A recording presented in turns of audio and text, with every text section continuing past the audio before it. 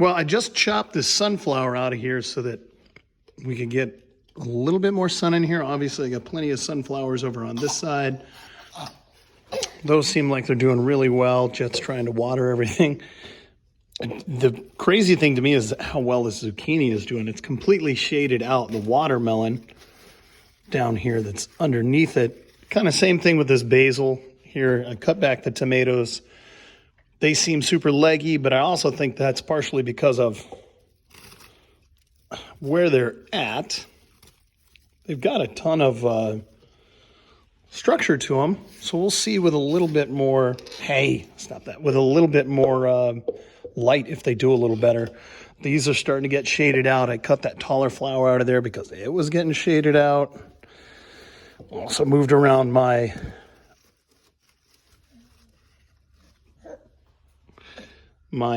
strawberry because it got completely shaded out. Got another one that's coming in right now. So just trying to find a spot in here where everything can get just a little bit of love and not feel like it's getting killed. So thyme, basil, rosemary. Screwed that up last time.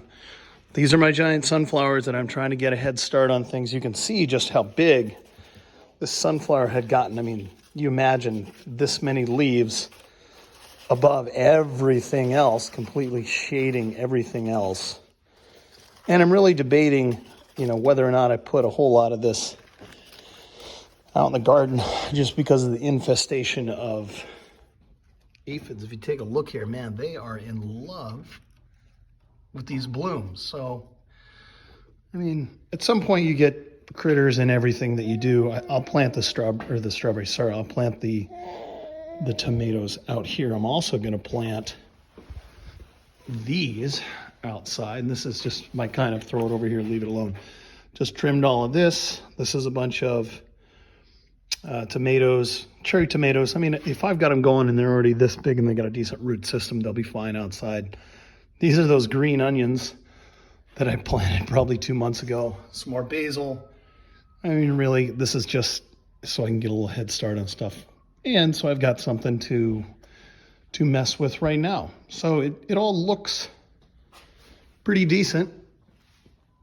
If I really want to, I'll throw some things in the starter box here and get things done. But otherwise, this is achieving its goal. I'm probably, if I've got stuff that I want to germinate later on, maybe isn't germinating great, I'll get it in here and give it a head start and then get it outside.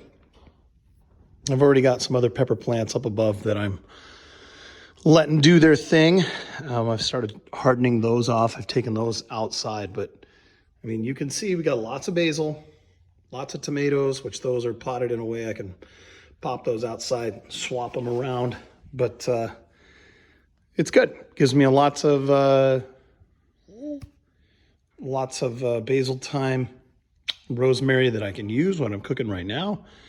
And then lots of flowers that we can throw in beds as soon as we get outside that are already blooming to give us some color. So just a fun way to play around with things. I already germinated a bunch of the wildflower mixture, and there was a particular flower in there that the aphids absolutely love. So I'll plant that mix again, just as a plant for the aphids to go attack.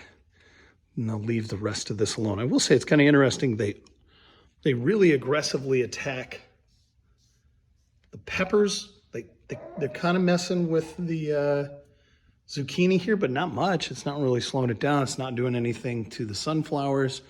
So my real major concern, I guess, would be the peppers when they get outside. But these peppers are doing well. I got a bunch more seeds that I am going to try. And then lastly, this is the head off of that sunflower that got a lot of the other flowers and stuff over here from it that is done. I'm going to let that dry out. It'll be interesting to see. I'll plant a bunch more seeds from that. But there you go. Just a little update on what's going on in the indoor garden.